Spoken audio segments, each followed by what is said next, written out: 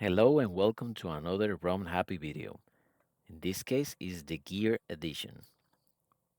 We're going to be talking about a few tools you use as a runner and are good to have or pay attention to. The speaker is Norman, and before we start, we're going to clarify that the runner of or viewer understand that participation carries an inherent risk of injury and assume responsibility, liability, and personal injuries, accident, illness that may result from following this program or any training program. Please consult with a doctor before you start and follow any advice given here or by anyone else. As I mentioned, this is Norman speaking. I am a certified coach with the RRCA. I don't do this professionally, I do this for fun. I like to help people achieve their running goals, or at least try to. And that's enough about me. If you want some more information on me, just search the page where you found this video and you should get some more details. Let's go to the topic. Gear. What it is very important gear. Surprise or not, shoes. Definitely you have to pay attention on the shoes you're buying. There are shoes designated for running. There are shoes designed for specifically that purpose, as for many of the other sports, such as basketball, baseball, football.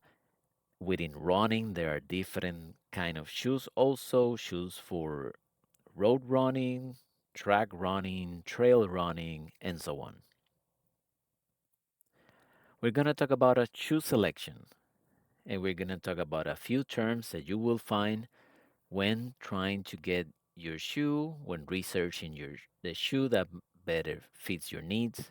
Let's start here. There are shoes for every preference, sport, and conditions. As I mentioned before, for every sport, somebody has studied and designed the best shoe possible for that activity, and there are plenty of options. There are super cushion options or barefoot like or just barefoot all the way, and many specializations.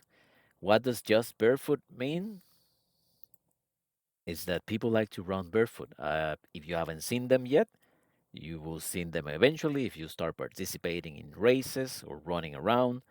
I have seen barefoot runners all the way in the full marathon distance. They train for that, they get used to it, and it works for them. I prefer using shoes. I prefer the protection they give to my feet, to myself. You don't know what you're going to be stepping on in any given day. So I prefer to go with shoes, but to each its own, as they say. Now let's go about some terms you have to pay attention. Food related terms and shoe related.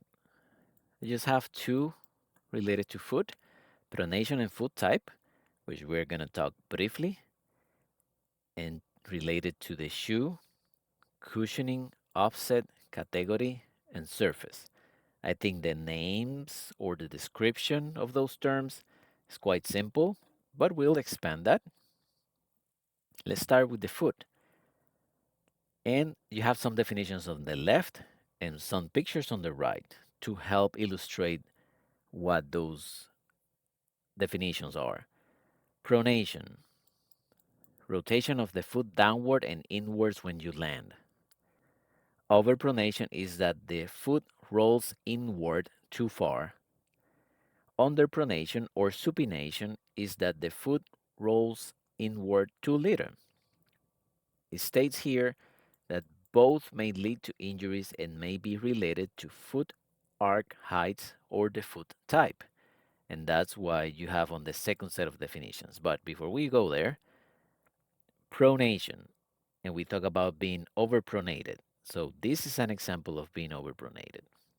What it means when the foot rolls inward too far is mean that this side of the feet, the inner side, is coming in contact with the floor much more than expected or than what it is considered normal, like in the center picture. That's it. That's basically it. That's your shoe. That's your That's your foot rotation, natural rotation. And the supination is the opposite. Basically, you are not coming in contact enough with the ground on the inside of the feet. So most of the contact and the impact is happening on this side. And the pictures clearly show that. That what those definitions are, and that's what that means. Now, for the foot type, high arched, they're normal foot, and they're flat foot. Common terms when you're getting advice on how to select a shoe. And it says here that high arc is a potential supinator, like shown in the picture, and the flat foot is a potential overpronator, which is the one on the left. There are shoes designed to prevent that. They're called stable shoes. That's the most common term used. If you go to a store, they might be recommending that. So you try to avoid the pronation. If you go to a specialized running store, they will have somebody in there that might want to see you running, look at how you hit the floor, and give a recommendation based on that. If you've been running for a while and you have a shoe that works for you, just try to stick with the same design. That's worked for me. But feel free to follow the store recommendations, test the shoe they provide, and see how it works for you. I actually prefer to recommend neutral shoes for everyone and see how it goes. Taste the neutral shoes and see if it works for you because the feet will overpronate or underpronating naturally, regardless of the shoe. I like to test every type of shoe and see what works. That's what I recommend. And I always say start with the neutral and see how it goes. Now let's talk about some shoe terms. Cushioning, the definition in cushioning is quite obvious. It's got the capacity to absorb impact. Is all that material that is between your feet and the surface, protecting your feet. Let's talk about the offset. I really like this term. And another definition is the heel to toe drop or the heel versus the forefoot drop. That's the actual measurement taken when calculating the offset. And if you read the whole definition, is the height difference between the height of the shoe at the heel level versus the forefoot. That's it. Basically, the inclination of the shoe between those 2 points. Now, the category. This is a common classification by shoe manufacturers to identify the type of shoe and design intent. What does that mean? I was, as I was mentioning at the beginning, there are shoes for racing, everyday training, running, walking, shoes for trail, and many more. They are designed in a specific way that should help you in that specific sports you're trying to complete or perform. Surface is similar to the category, and it's just better to go to the examples. There are shoes designed to be used on the road, pavement, trail, on dirt, on track, and so on, similar with any other sport. Now, what's the most important thing? A lot of this is preference on how you like the shoe. If you like a lot of cushioning, protection, just go for it, test it. You perhaps may find that a lot of cushioning may not be good for you, that you prefer to be closer to the surface in which you are running. That's up to you. The offset, that for me is key, at least when you find the specific offset that works for you. If you have a shoe with an offset of 8 millimeters, don't try to change drastically to another high difference when changing shoes or testing a new brand because that could lead to injuries. I always advise on getting the category or specialization As I mentioned before, the specialization can be stable shoes or neutral shoes.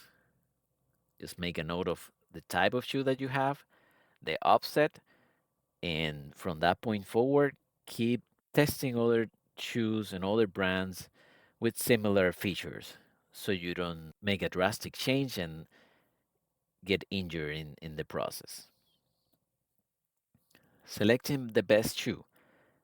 And basically, what I have mentioned before, it is summarized here a little bit more clearly. The first step, or the first bullet point, there's no magic formula. Like establishing nutrition and training plans, these require testing and experimentation. I have gone through many shoes. Most likely, you, whoever is listening to this, will go through many shoes as well until they find the perfect one, until you find the perfect one. All possible brands and models, level of cushioning, technologies of the different brands, different widths, offsets, and so on. Everything should be tested or explored. You you're gonna try to start with a neutral shoe. That's what I recommend, and go from there. If those do not work for you and you are an overpronator or underpronator, try to go with the stable shoes. See if that work for you. I always prefer the neutral shoes and letting the foot do their natural movement. Make sure you select the best shoes for the intended use. That's definitely valid. No point on using trail shoes on the road. And the opposite is true. The trail provides some level of protection against slipping, will keep you safer on the trails and walking on grass, on dirt, and so on. And the road will have a little bit more cushioning. So when you hit that surface, you absorb or the shoe absorb some of that impact and keep your feet protected. There are shoe selector tools online. I think many of the big companies will have a selector tool that will guide you on what you're looking for. You will go through the tool. Most likely you will find it on a web page, and the tool will ask you if you're an underpronator or an overpronator, if you have high arc or not, if you're looking for a road or track shoe, what type of surface is the same thing. It might ask you, of course, the size. If you are looking for stable shoes, neutral shoes, and the shoe selector will give you several options or the best recommendations it can find in their system. Something else you can do, visit a specialty running store where help and guidance is also provided. However, beware. As I mentioned before, they can provide some good advice. They they can see something on you, a gait. Uh, they can see that you are overpronating or underpronating, and they would like to correct that and provide advice to correct that. However, if you've been running for a while in a specific type of shoe and your foot and your knees are used to that movement and that rolling, changing that drastically can lead to an injury and more impact to your feet and your legs. So be very careful of how you do it. The important thing is with every switch that you make, test those shoes for a while or small distances before you go into big distances or longer distances, I should say. A few honest, more specific recommendation on shoes. Now, this is where I get personal. Start with neutral shoes. I mentioned that before. Make sure shoes with different offsets are tested. Look at that offset. You will find them at 0 millimeters, 4 millimeters, 6 millimeters, 8 millimeters, 10 millimeters, and I think I have seen them all the way to 16 millimeters. I'm not sure about that, but you can do that search on your own. You have to test them, as I say, because it is dependent on the biomechanics, and that means how you land and how you move. This may be one of the most important features. But again, to each its own, it might be cushioning for you. Follow advice from expert, but focus on fit and comfort. Test on a hard surface. Try both shoes always. You might not find something bad with one shoe. When you put the other one, you notice there's something wrong. It's better to do it that way. Finally, walk, run, and race in small distances first. Expose those shoes to different situations, and that may reveal if they're good for you or not. Once you finally find the perfect shoes, make sure you know the model, brand, any special technology, offset, and so on. This will help you in future shoe replacements because they will obsolete your perfect shoe. It has happened to me, it has happened to everyone I know. Companies like to come up with new models, that's their business. And even if you have the perfect shoe today, a few months from now, it may be obsoleted and you'll have to find out something else. Now, moving away from shoes, what is additional gear? Not as important as the shoes, but smartwatches and or sport watches. They are very useful, and these days you can find an immense variety, similar as of shoes. When selecting this gear, just focus on the essentials and specific needs for your sport. For running, there are many affordable options, but focus should be on basic features such as GPS, heart rate monitoring, timing, distance, pace. Basically, if it has a GPS and heart rate, you will have everything else that you need. You don't need to pay attention to complicated feedback provided by these watches and the associated apps. The important thing is that you have a way of knowing your speed or your pace, your heart rate, maybe your cadence, and so on. It will help you greatly to understand how you're doing and how you're progressing. And I will be providing within the comments or information associated with this video some recommendations. Additional gear worth mentioning: hats and sunglasses. They are very good and useful. Hats, especially when they can block some of the sun, even the shades, they will help you and they will make a difference, especially on sunny days, even if it's not that hot. Running shirts, of course, unless you like to run shirtless, which is some people do that as well. Running shorts or pants, sport and moisture wicking underwear, very important thing, and socks. So from this, of course, finding a comfortable running shorts is key. The underwear definitely very important. Make sure you get something that is, I would say, at least 5 inches in the inseam or 7 inches, so you are protected in between the legs, unless you're using one of those long tight pants. You can use those as well. And yeah, let's jump into socks for a moment. You will find compression socks and sleeves out there in the market. If you read on this, you will find contradicting information. Some people will swear by using compression socks, including elite professionals. Some people say there's no difference at all. I haven't made a conclusions on it myself. I have tested them. Sometimes I feel they definitely help with the inflammation and post-run recovery. Sometimes I feel great without them. I use them when the weather is a little bit cold to cover myself, but avoid using long pants. For me, it's a good option to have. You should try them.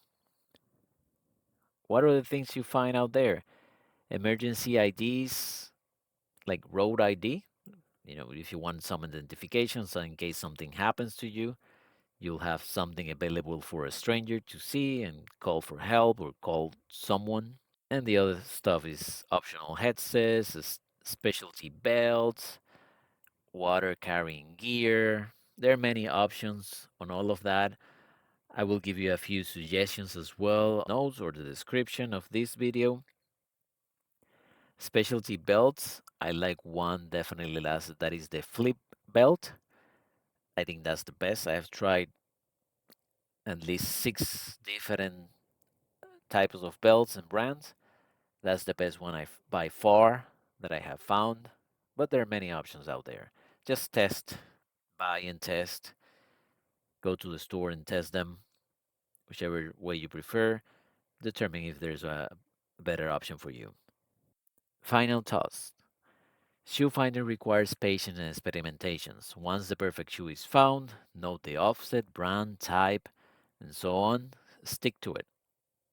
That doesn't mean that you don't have to try everything else. You should be trying many options. Make sure you find the best fit for you. I have tried many of them and many brands. For example, I have gone through the Adidas, specifically Adidas Adios Boost, Adidas Adi Zero.